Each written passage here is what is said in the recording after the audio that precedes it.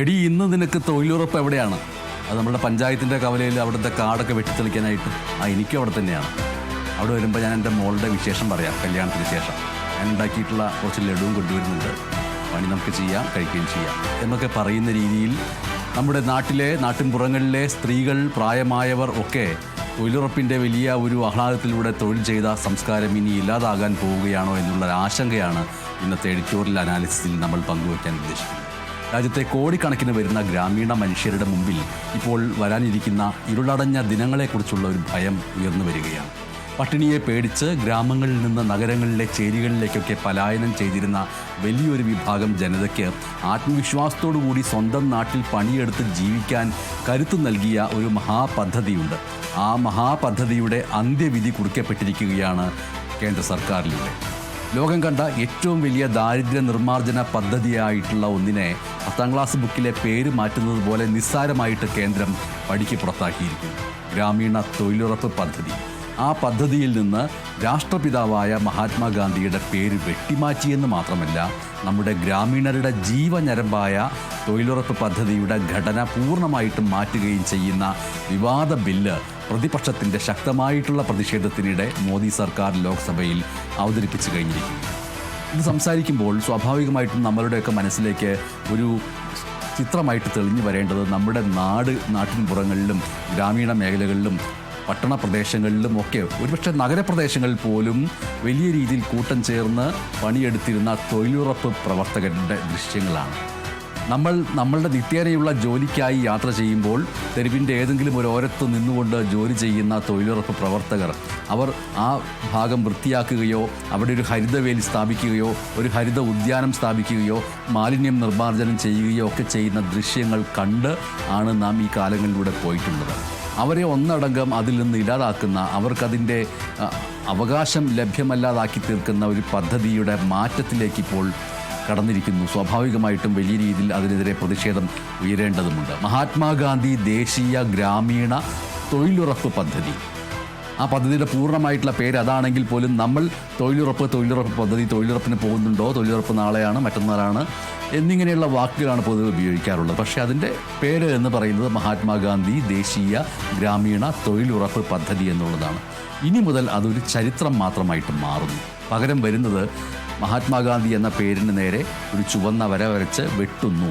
നേരത്തെ നാഥുറാം വിനായക് ഗോഡ്സ് മഹാത്മാഗാന്ധിയുടെ നെഞ്ചിലേക്ക് വെടിവെച്ചതുപോലെ തന്നെ ഈ പദ്ധതിയുടെ പേരിൻ്റെ മുകളിലേക്ക് വെടിവെക്കുന്നു. ആ പദ്ധതിയുടെ പേരിൽ നിന്ന് മഹാത്മാഗാന്ധിയുടെ പേര് വെട്ടിമാറ്റുന്നു. പകരം Viksit Bharat guarantee four Rozgar and Ajeevika mission എന്ന് പറയാൻ പ്രയാസമുള്ള ഒരു പേര് ഇടുന്നു. ഇതിൻ്റെ ചുരുക്കപ്പേര് എന്ന് പറയുന്നത് VBG റാംജി. അതായത് ഭക്തിയും രാഷ്ട്രീയവും ഒക്കെ കലർത്തിക്കൊണ്ട് ജനങ്ങളുടെ വയറ്റത്തടിച്ച് നടത്തുന്ന ഈ പേരുമാറ്റം കേവലം ഒരു അക്ഷരക്കളിയല്ല. ഇത് ഗാന്ധിയൻ ചിന്തകളോടുള്ള സംഘപരിവാറിൻ്റെ ആഴത്തിലുള്ള പകയാണ്.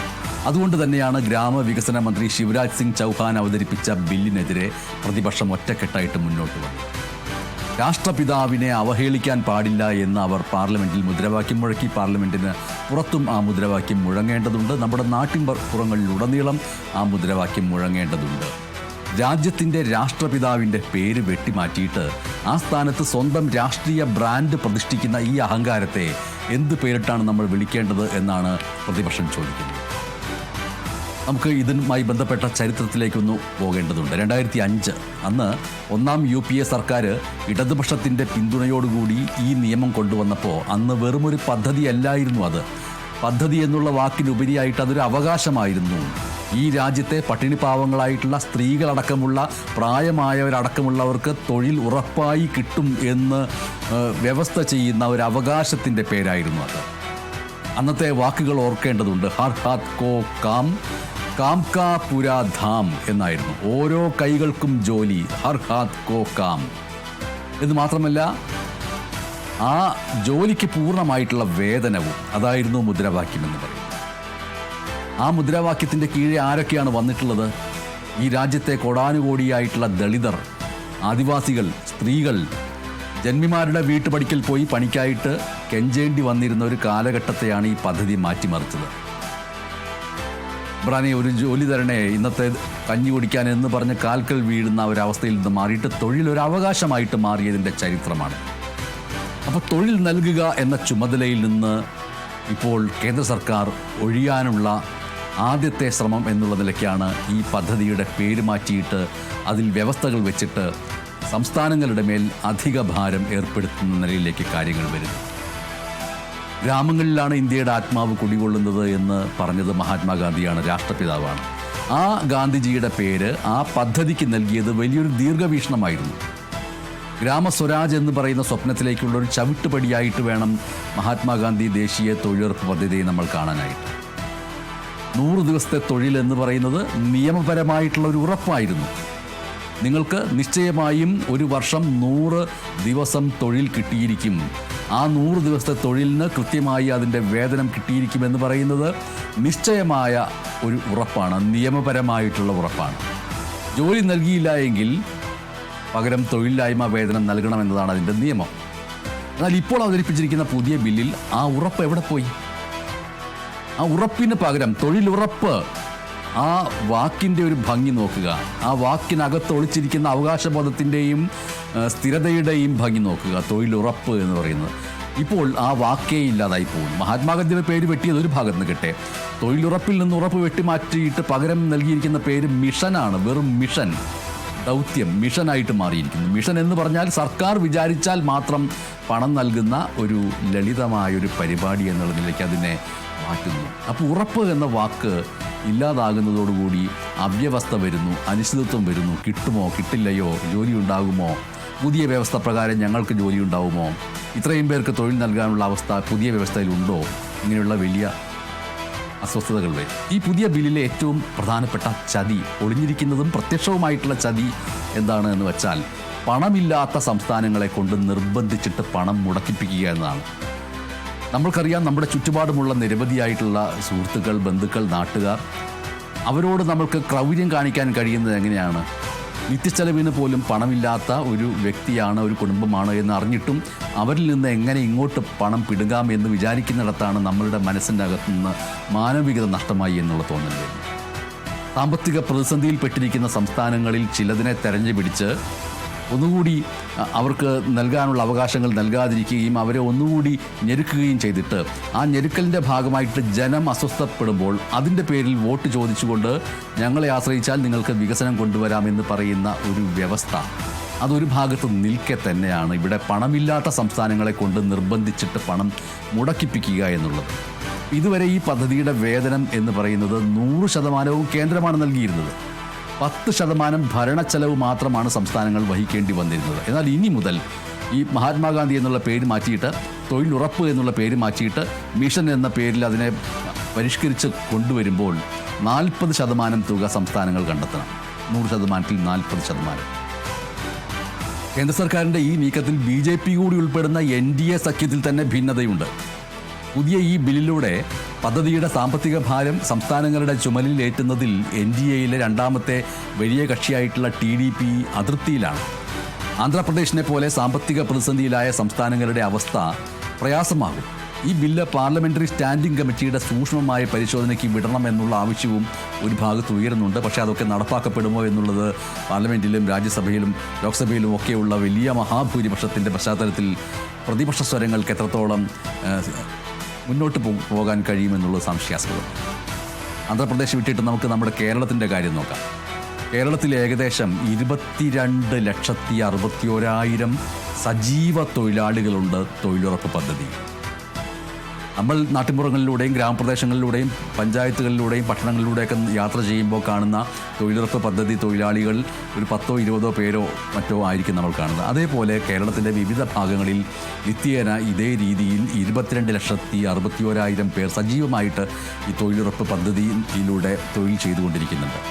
ഒരു പക്ഷേ ഇന്ത്യയിൽ തന്നെ ഏറ്റവും മാതൃകാപരമായിട്ട് ഈ പദ്ധതി നടപ്പാക്കുന്ന സംസ്ഥാനമാണ് കേരളം എന്ന് നമുക്ക് പറയേണ്ടി വരും. തൊഴിലാളികൾക്ക് ക്ഷേമനിധി ഏർപ്പെടുത്തിയ ആദ്യ സംസ്ഥാനം എന്നുള്ള നിലയ്ക്ക് കേരളത്തെ നമുക്ക് എടുത്തു പറയേണ്ടി വരും. പക്ഷേ ഇപ്പോൾ പരിഷ്കരിക്കപ്പെട്ടിരിക്കുന്ന ഈ പുതിയ ബില്ല് വരുന്നതോടുകൂടിയിട്ട്, നടപ്പാകുന്നതോടുകൂടിയിട്ട് കേരളത്തിന് പ്രതിവർഷം 1,600 കോടി രൂപയുടെ അധിക ബാധ്യത ഉണ്ടാകുമെന്നാണ് മന്ത്രി NP രാജേഷ് പറയുന്നത്. കേന്ദ്രം ഒരു ഭാഗത്ത് സാമ്പത്തിക ഉപരോധം ഏർപ്പെടുത്തിയിട്ട് കേരളത്തെ ശ്വാസം മുട്ടിച്ചുകൊണ്ടിരിക്കുന്നു എന്നാണ് പ്രതിപക്ഷവും ഭരണപക്ഷവും പറഞ്ഞുകൊണ്ടിരിക്കുന്നത്. അതുമായി ബന്ധപ്പെട്ട കണക്കുകൾ വസ്തുതാപരമായിട്ട് മുന്നോട്ട് വയ്ക്കുകയും ചെയ്യുന്നുണ്ട്.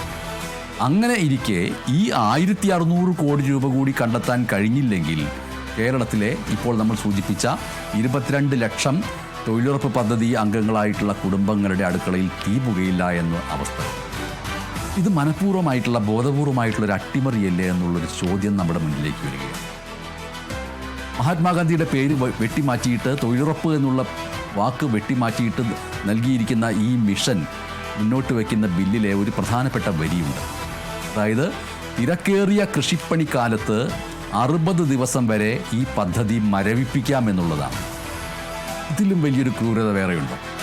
വിളവെടുപ്പ് കാലത്ത് പാവപ്പെട്ട തൊഴിലാളികൾക്ക് സർക്കാർ പണി നൽകില്ല എന്നർത്ഥം. അപ്പോൾ എന്ത് സംഭവിക്കും? അവർ വൻകിട ജഡ്ജിമാരുടെയൊക്കെ പാടങ്ങളിൽ തുച്ഛമായിട്ടുള്ള കൂലിക്ക് പണിയെടുക്കാൻ നിർബന്ധിതരാകും. വർഷങ്ങൾ കൊണ്ട് നമ്മൾ തൂത്തെറിഞ്ഞത് എന്താണോ ആ ജന്മിത്തവും ചൂഷണവും തിരികെ കൊണ്ടുവരാനാണ് ഇപ്പോൾ കേന്ദ്ര സർക്കാർ ശ്രമിക്കുന്നത് എന്ന് പറയേണ്ടി വരും. കോർപ്പറേറ്റുകളെയും വലിയ ഭൂവുടമകളെയും സന്തോഷിപ്പിക്കാൻ സാധാരണക്കാരെ ബലി കൊടുക്കുന്നു. ഇന്ത്യയിൽ പണക്കാരും പാവപ്പെട്ടവരും തമ്മിലുള്ള അന്തരം വലിയ രീതിയിൽ കൂടിക്കൂടി വരുന്നു എന്നുള്ള കാര്യവും സമ്പത്ത് മുഴുവനും ഈ രാജ്യത്തിൻ്റെ മഹാസമ്പത്ത് മുഴുവനും ഒരു പ്രത്യേക വിഭാഗം ന്യൂനപക്ഷക്കാരായിട്ടുള്ള ശതകോടീശ്വരന്മാരിലേക്കും എത്തിച്ചേരുകയും ബാക്കിയുള്ള ദരിദ്രരായി തന്നെ തുടരുകയും ചെയ്യുന്നു എന്നുള്ള ആ വലിയ വിടവിനെക്കുറിച്ച് കഴിഞ്ഞ ദിവസം നമ്മൾ എഡിറ്റോറിയൽ അനാലിസിസിൽ സൂചിപ്പിക്കുകയുണ്ടായി. ഇവിടെ ഇപ്പോൾ ഈ പറയുന്ന തൊഴിലുറപ്പ് പദ്ധതിയെ ഇല്ലാതാക്കുകയും മഹാത്മാഗാന്ധിയുടെ പേര് വെട്ടിമാറ്റുകയും മിഷൻ എന്നുള്ള പേര് കൊണ്ടുവരികയും ചെയ്ത് സംസ്ഥാനങ്ങളുടെ മേൽ അധിക ബാധ്യത ഏൽപ്പിക്കുന്ന രീതിയിൽ കാര്യങ്ങൾ കൊണ്ടുവരുമ്പോൾ വാസ്തവത്തിൽ കോർപ്പറേറ്റുകളെയും വലിയ രീതിയിലുള്ള ഭൂവുടമകളെയും സന്തോഷിപ്പിക്കാൻ സാധാരണക്കാരെ ബലി കൊടുക്കുന്ന അവസ്ഥയിലേക്ക് പോകുന്നു. ഗാന്ധിജിയോടുള്ള നിങ്ങളുടെ വിരോധം ഇത്രയ്ക്കാണോ? എത്ര അളവാണ് നിങ്ങളുടെ ഗാന്ധിജിയോടുള്ള വിരോധം? എങ്ങനെയാണ് അതിനെ അളന്നെടുക്കുക? ഇപ്പോഴും തീരാത്തതാണോ? വെടിവെച്ച് കൊന്നു കഴിഞ്ഞിട്ടും അത് തീരുന്നില്ലല്ലോ എന്ന് ചോദിക്കുന്നു ഒരു ഭാഗത്ത്. അപ്പോൾ സവർക്കറെ ചരിത്രത്തിൽ തിരികെ കയറ്റാൻ ശ്രമിച്ചുകൊണ്ടിരിക്കുന്നവർ ഗാന്ധിജിയെ പേടിക്കുന്നത് സ്വാഭാവികമായിട്ടുള്ള കാര്യമാണ്. കുറേ നാൾ മുമ്പ് പ്രധാനമന്ത്രി പറഞ്ഞ കാര്യം നമ്മൾ കേൾക്കുകയുണ്ടായി. റിച്ചാർഡ് അറ്റംബറോ സിനിമ എടുത്തപ്പോഴാണ്, ഗാന്ധി എന്നുള്ള സിനിമ എടുത്തപ്പോഴാണ് ലോകം ഗാന്ധിജിയെ അറിഞ്ഞത്. അന്ന് തന്നെ എന്തൊരു വലിയ നിന്ദയാണ് അത് എന്നുള്ള വിമർശനം വരികയുണ്ടായി. ഒരുപക്ഷെ ഗോഡ്സെ പായിച്ച വെടിയുണ്ട ഗാന്ധിജിയുടെ ശരീരത്തെയാണ് തകർത്തതെങ്കിൽ അദ്ദേഹത്തിൻ്റെ പേര്, മഹാത്മാഗാന്ധിയുടെ പേര് ഈ തൊഴിലുറപ്പ് പദ്ധതിയുടെ പേരിൽ നിന്ന് വെട്ടിമാറ്റുന്നതിലൂടെ അദ്ദേഹത്തിൻ്റെ ആശയങ്ങളെ കൂടിയാണ് നിങ്ങൾ കൊലപ്പെടുത്താൻ ശ്രമിക്കുന്നത് എന്ന് പറയേണ്ടി വരും. മഹാത്മാഗാന്ധിയോടുള്ള BJPയുടെ വെറുപ്പും വിദ്വേഷവുമാണ് ഈ പേരുമാറ്റത്തിന് പിന്നിലെന്നാണ് പ്രതിപക്ഷം ഇന്നലെയും ഇന്നും ഇനിയുള്ള ദിവസങ്ങളിലും പറഞ്ഞതും പറയാൻ പോകുന്നത്. രാജ്യത്തിൻ്റെ ആകെ സ്വത്തായ രാഷ്ട്രപിതാവിൻ്റെ പേര് മാറ്റാനുള്ള നീക്കത്തിന് പിന്നിൽ പ്രകടമാകുന്നത് വെറുപ്പാണ്, പകയാണ് എന്നാണ് പറയുന്നത്. CPIഎമ്മിൻ്റെ പോളിറ്റ് ബ്യൂറോയും കോൺഗ്രസ് നേതാക്കളും എല്ലാം ഒരേ സ്വരത്തിൽ ഇത് പറയുന്നു. ഇത് ഫെഡറലിസത്തിന് നേരെയുള്ള വെല്ലുവിളിയാണ് എന്നുള്ളത്.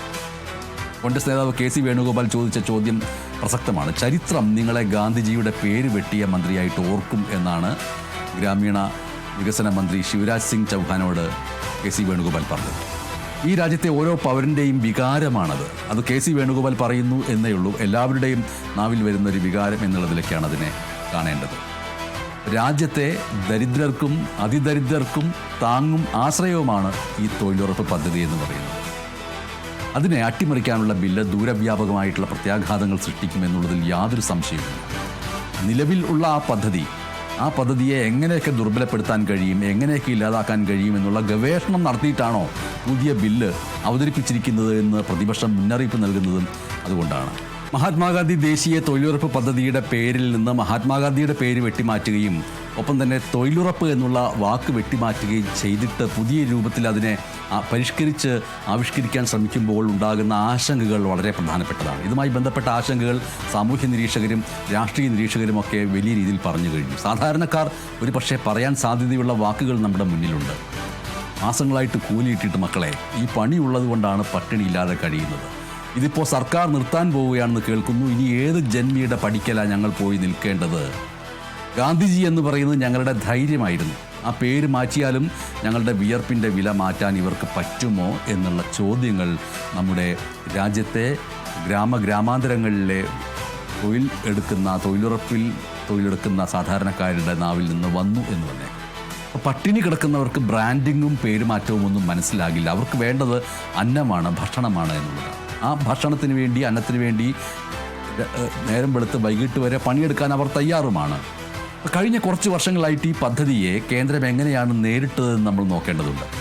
1.5 കോടി തൊഴിൽ ദിനങ്ങൾ ആണ് ഉണ്ടായിരുന്നത്. ആ 1.5 കോടി തൊഴിൽ ദിനങ്ങളെ 9.5 കോടിയാക്കി കുറച്ചു. പിന്നീട് അത് 6 കോടിയാക്കി വെട്ടിച്ചുരുക്കാൻ ശ്രമിച്ചു. കേരളം പൊരുതിയിട്ടാണ് അത് തിരിച്ചു പിടിച്ചത്. ബജറ്റിൽ തുക അനുവദിക്കാതെ പദ്ധതിയെ ദുർബലപ്പെടുത്തുക എന്നുള്ള ലക്ഷ്യം, എന്നിട്ടത് പരാജയമാണെന്ന് വരുത്തി തീർത്തിട്ട് പുതിയ പേരിൽ അവതരിപ്പിക്കുക. ഇതാണ് മോദി സ്റ്റൈൽ എന്നാണ് പ്രതിപക്ഷം പറയുന്നത്. തൊഴിലുറപ്പ് പദ്ധതി കാര്യക്ഷമമായിട്ട് നടപ്പാക്കുന്നുവെന്ന് പറയാവുന്ന സംസ്ഥാനമാണ് കേരളം. പുതിയ ഈ ബില്ല് നിയമമാകുന്നതോടുകൂടി 1600 കോടി രൂപയുടെ അധിക ബാധ്യത കേരളത്തിനുണ്ടാകുമെന്ന് പറയുമ്പോൾ അതിൻ്റെ കൂടി നികുതി ബാധ്യത ഇനി സാധാരണ ജനങ്ങളിലേക്ക് വരാൻ പോവുകയാണെന്ന് പറയേണ്ടി വരും.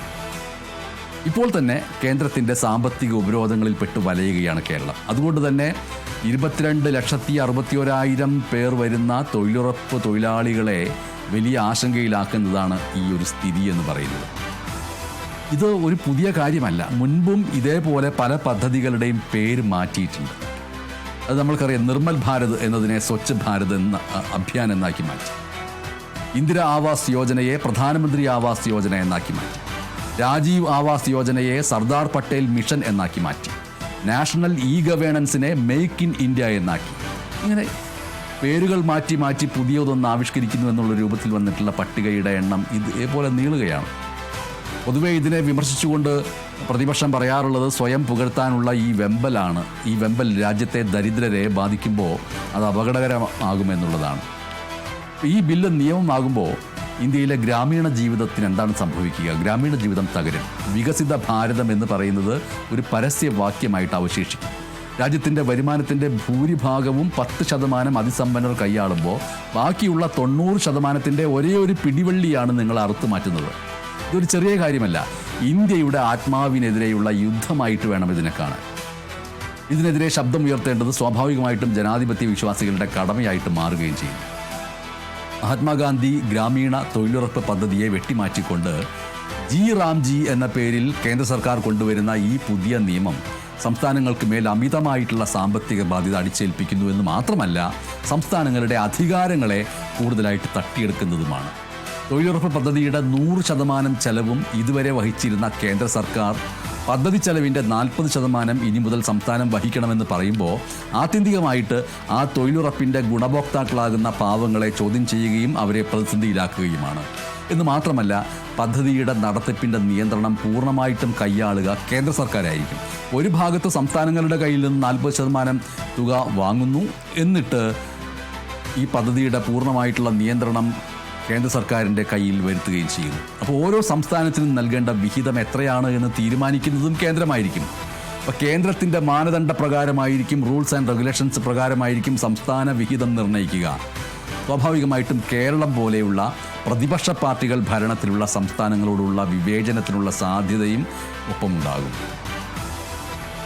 ഓർക്കുക, നേരത്തെ നമ്മൾ സൂചിപ്പിച്ചതുപോലെ ഗ്രാമങ്ങളിൽ, പട്ടണങ്ങളിൽ, പഞ്ചായത്തുകളിൽ, നഗരപ്രദേശങ്ങളിലൊക്കെ പാവപ്പെട്ട ജനങ്ങൾ, ആ ജനങ്ങളിൽ വലിയ മാറ്റവും പ്രതീക്ഷയും വന്നത് തൊഴിലുറപ്പ് പദ്ധതിയോട് കൂടിയിട്ടാണ്. പ്രത്യേകിച്ചും വരുമാനമില്ലാത്ത സ്ത്രീകൾ, കുടുംബങ്ങളിൽ വരുമാനമില്ലാത്ത ഭർത്താവ് ജോലി ചെയ്തു കൊണ്ടുവരുന്ന കാര്യങ്ങൾക്കനുസരിച്ച് വീടിനകത്ത് ഒതുക്കപ്പെടുകയും ഭർത്താവിൻ്റെ ശമ്പളത്തെ അല്ലെങ്കിൽ കൂലിയെ ആസ്പദമാക്കി മാത്രം ജീവിക്കുകയും തിരിച്ചൊരു ശബ്ദമില്ലാതിരിക്കുകയും ചെയ്തിട്ടുള്ള സ്ത്രീകൾക്ക് ശബ്ദമുണ്ടായത്, തലയുയർത്തിപ്പിടിച്ച് നിൽക്കാൻ കഴിഞ്ഞത് ഒരു പക്ഷേ ഈ ഒരു തൊഴിലുറപ്പ് പദ്ധതിയിലൂടെ ഒരു പകൽ മുഴുവനും അവർ വിയർത്ത് നേടിയ അധ്വാനത്തിൻ്റെ തുക കൂടി അത് അവരുടെ ശമ്പളം, അവരുടെ കൂലി എന്നുള്ള നിലയ്ക്ക് അവരുടെ കൈകളിലേക്ക് വന്നപ്പോഴാണ്.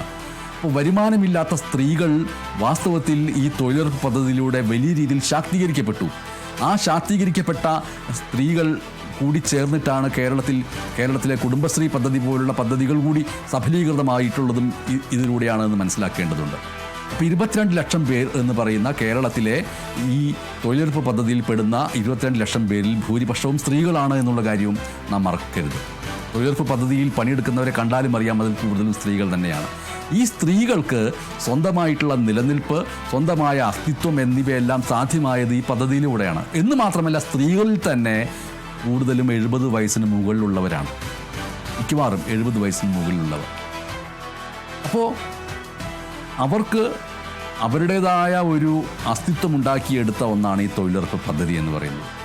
അവർക്ക് ഓരോ ദിവസവും വീട്ടിൽ ഭക്ഷണം വയ്ക്കുന്നതിന് ഭർത്താവിൻ്റെ പണം ഇല്ലാതെ തന്നെ കഴിയാവുന്നൊരു സ്വാശ്രയത്വം, അതിൽ നിന്ന് ഒരു ഓഹരി പിടിച്ചെടുത്ത് സമ്പാദ്യമായിട്ട് വെക്കാൻ കഴിയുന്നൊരവസ്ഥ. അപ്പോൾ വാസ്തവത്തിൽ ദരിദ്രപക്ഷത്ത് നിൽക്കുന്ന ഒരു ഭരണകൂടം എടുക്കേണ്ട നിലപാടാണോ ഇപ്പോൾ എടുത്തിട്ടുള്ളത് എന്നുള്ള ചോദ്യം വരുന്നു. മറിച്ച് കോർപ്പറേറ്റുകളുടെയും ജന്മിമാരുടെയും താല്പര്യം സംരക്ഷിക്കുന്ന ഒരു അധികാര സംവിധാനമാണ് ഇന്ന് ഇന്ത്യ ഭരിച്ചുകൊണ്ടിരിക്കുന്നത് എന്ന് ഈ ബില്ല് അടിവരയിടുകയാണ്. ഇതോടുകൂടിയിട്ട് തൊഴിൽ നൽകുന്ന ഒരു ആകാശത്തിൻ്റെ വിസ്തൃതി കുറഞ്ഞു വരികയാണ് ചെയ്യുന്നത്. നേരത്തെ ഈ തൊഴിലുറപ്പ് പദ്ധതിയിൽ ആരൊക്കെ രജിസ്റ്റർ ചെയ്തിട്ടുണ്ടോ അവർക്കെല്ലാവർക്കും തൊഴിൽ എന്നുള്ളതായിരുന്നു. ഇപ്പോൾ അത് ഇല്ലാതാവുന്നൊരവസ്ഥയിലേക്ക് വരുന്നു. നേരത്തെ ഈ പദ്ധതി പ്രകാരം വേതനം പൂർണ്ണമായിട്ടും കേന്ദ്രം നൽകുന്നു എന്നതായിരുന്നു. ഇനി ആ സവിശേഷതകൾ ഇല്ലാതായിത്തീരുന്നു. കുടുംബശ്രീ പോലെ കേരളത്തിലെ ദാരിദ്ര്യ നിർമ്മാർജ്ജനത്തിനും സ്ത്രീ ശാക്തീകരണത്തിനും വലിയ പങ്ക് വഹിച്ച പദ്ധതിക്കൊപ്പം നിൽക്കുന്ന ഒന്നാണ് ഈ തൊഴിലുറപ്പ് പദ്ധതി. നമ്മുടെ കേരളത്തെ അതിദാരിദ്ര്യമുക്തമാക്കി എന്ന് സംസ്ഥാന സർക്കാർ അവകാശപ്പെടുമ്പോൾ ആ അവകാശപ്പെടൽ യാഥാർത്ഥ്യമാണെങ്കിൽ അതിൽ പ്രധാനപ്പെട്ട പങ്ക് വഹിച്ചതിൽ കുടുംബശ്രീയും അതേപോലെ തന്നെ ഈ തൊഴിലുറപ്പ് പദ്ധതിയും കൂടി ചേർന്നിട്ടാണ് എന്നുള്ള കാര്യവും നാം ഓർക്കേണ്ടതുണ്ട്. പക്ഷെ പുതിയ ഈ ബില്ല് പ്രകാരം അത് നടപ്പാക്കപ്പെടുമ്പോൾ ഇപ്പോൾ നിലവിൽ കേരളത്തിൽ തൊഴിലുറപ്പ് പദ്ധതിയിലുള്ള പലരും അതിൽ നിന്ന് പുറത്താക്കപ്പെടുന്നൊരവസ്ഥ വരും. അല്ലെങ്കിൽ അവരുടെ വേതനം കൂടി സംസ്ഥാനം ഒടുക്കേണ്ട അവസ്ഥയിലേക്ക് വരും. ഇതിലേറ്റവും ഈ പറഞ്ഞ വിമർശനങ്ങൾക്കെല്ലാം ഇടയിലും ഗുണപരമായിട്ടുള്ള ഒന്നായിട്ട് ഇതിനെക്കുറിച്ച് പറഞ്ഞു വരുന്നത് കുറഞ്ഞ തൊഴിൽ ദിനങ്ങൾ 100-ൽ നിന്ന് 125 ആക്കുമെന്നുള്ളതാണ്. പക്ഷേ അതിൻ്റെ ഒരു കുഴപ്പമെന്ന് പറയുന്നത് ഈ ബില്ല് വിജ്ഞാപനം ചെയ്യുന്ന ഗ്രാമീണ മേഖലകളിൽ മാത്രമേ അത് ലഭിക്കൂ എന്നുള്ളതാണ്. അവിടെയും അതിന് പ്രശ്നങ്ങൾ വരുന്നു. നമ്മുടെ നാടിൻ്റെ സുസ്ഥിരമായ വികസനത്തിന് തൊഴിലുറപ്പ് പദ്ധതിയും കുടുംബശ്രീയും വഹിച്ച പങ്ക് നമ്മൾ മറക്കരുത്. ജലാശയങ്ങളെ വൃത്തിയാക്കിയെടുത്ത് അവയെ ഫലഭൂയിഷ്ടമാക്കിയിട്ടുള്ള ഒരു ചരിത്രം തൊഴിലുറപ്പ് പദ്ധതിയിലൂടെ ഉണ്ടായിട്ടുണ്ട്. തരിശു നിലങ്ങളെ കാർഷിക യോഗ്യമാക്കിയതിൻ്റെ ചരിത്രം എത്രയെങ്കിലും തൊഴിലാളികൾ ഈ പറഞ്ഞ തൊഴിലുറപ്പിലൂടെ നമ്മുടെ ചുറ്റിലുമുണ്ടാക്കിയ ഹരിത ഉദ്യാനങ്ങൾ, ഹരിത വേലികൾ, മണ്ണിടിച്ചിൽ തടയൽ, മാലിന്യ സംസ്കരണം ഇവയെല്ലാം ഒരു ഭാഗത്തുണ്ട്. എന്ന് മാത്രമല്ല ഈ തൊഴിലിനോടൊപ്പം തന്നെ അവർ പാടത്ത് കൊയ്യുന്ന കർഷകർ പരസ്പരം സംസാരിച്ചിരുന്നത് പോലെ ഈ 70 വയസ്സ് കഴിഞ്ഞ സ്ത്രീകളും അതേപോലെ അതല്ലാത്ത സ്ത്രീകളും പുരുഷന്മാരും അടങ്ങുന്ന അവർ പണിയെടുത്തുകൊണ്ട് നടത്തിയിരുന്ന ഒരു പരസ്പര സംഭാഷണവും നാട്ടറിവ് പങ്കുവെക്കലും വീട്ടിലെ വിശേഷങ്ങൾ പങ്കുവെക്കലും ഒക്കെ ഈ രാജ്യത്തിൻ്റെ മൊത്തത്തിൽ ഗ്രാമീണമായിട്ടുള്ള ഗ്രാമത്തിൻ്റെ ആത്മാവിൻ്റെ ഒരു പ്രകടനമായിരുന്നു അത്. എന്ന് മാത്രമല്ല സ്വന്തം വീടിനടുത്ത് തന്നെ പണി ചെയ്യാൻ കഴിയുന്നു എന്ന് പറയുന്ന വലിയൊരു ആത്മഹർഷം, ഇതെല്ലാം ചേർന്ന് വീടുകൾക്കകത്ത് ഒതുങ്ങിപ്പോകുമായിരുന്ന വലിയൊരു വിഭാഗത്തെ ഉൽപ്പാദനക്ഷമതയുള്ളവരാക്കി മാറ്റുകയും അവർ രാജ്യത്തിൻ്റെ തന്നെ പുരോഗതിക്ക് ഗുണകരമാവുകയും അതേ സമയത്ത് തന്നെ സമൂഹത്തിൻ്റെയും സ്വന്തം വീടിൻ്റെയും ഉൽപ്പാദനക്ഷമതയുടെ ഭാഗവാക്കാവുകയും ചെയ്തിട്ടുള്ളവരാണ്. സ്വാഭാവികമായിട്ടും ഇന്ന് ഈ പദ്ധതിയിൽ നിന്ന് മഹാത്മാഗാന്ധിയുടെ പേര് വെട്ടിമാറ്റുകയും തൊഴിലുറപ്പ് എന്നുള്ള പേര് മാറ്റുകയും ചെയ്തുകൊണ്ട് സംസ്ഥാനങ്ങളുടെ മേൽ അധിക ബാധ്യത വയ്ക്കുകയും ചെയ്തുകൊണ്ട് ഈ പദ്ധതിയെ ഇല്ലാതാക്കാനുള്ള ഈ ശ്രമം വരുമ്പോൾ ഓർക്കാനുള്ള പ്രധാനപ്പെട്ട കാര്യം എന്ന് പറയുന്നത് ഏത് പദ്ധതിയും നിലവിലുള്ളൊരു പദ്ധതിയെ നിങ്ങൾ പരിഷ്കരിക്കുന്നു എന്ന് പറയുന്നുണ്ടെങ്കിൽ ആ പരിഷ്കരണം എന്ന് പറയുന്നത് അതിനെ ഒന്നുകൂടി വിപുലീകരിക്കുന്നതായിരിക്കണം. അല്ലാതെ അതിനെ ഒന്നുകൂടി ചുരുക്കി അതിൻ്റെ ഇടങ്ങളെ ഒഴിവാക്കി ശ്വാസം മുട്ടിച്ച് അതിനെ കൊലപ്പെടുത്തുന്ന രീതിയിലേക്ക് ആകരുത്. ഹിംസാത്മകത പ്രധാനപ്പെട്ട ഒന്നാണ്. മഹാത്മാഗാന്ധി എന്ന് പറയുന്നത് അഹിംസയ്ക്ക് വേണ്ടി നിലകൊണ്ടു. ആ അഹിംസയ്ക്ക് വേണ്ടി നിലകൊണ്ട മഹാത്മാഗാന്ധിയുടെ നെഞ്ചിലേക്ക് വെടിവെച്ച് കൊലപ്പെടുത്തിയ ഒരു ഭാഗത്ത് ഇപ്പോൾ മഹാത്മാഗാന്ധി തൊഴിലുറപ്പ് പദ്ധതിയിൽ മഹാത്മാഗാന്ധി എന്ന പേരിന് നേരെ വെടിവെക്കുന്നു. അവിടെയും മഹാത്മാഗാന്ധിയെ ഇല്ലാതാക്കുന്നു.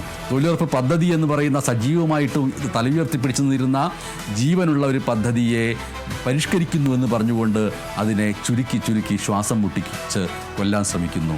ഒരിക്കലും ഹിംസാത്മകമാവരുത് ഒരു ഭരണകൂടവും അതിൻ്റെ നിലപാടുകളും അതിൻ്റെ പദ്ധതികളും എന്ന് മാത്രം പറഞ്ഞുകൊണ്ട് ഇന്നത്തെ എഡിറ്റോറിയൽ അനാലിസിസ് അവസാനിപ്പിക്കുന്നു. നന്ദി.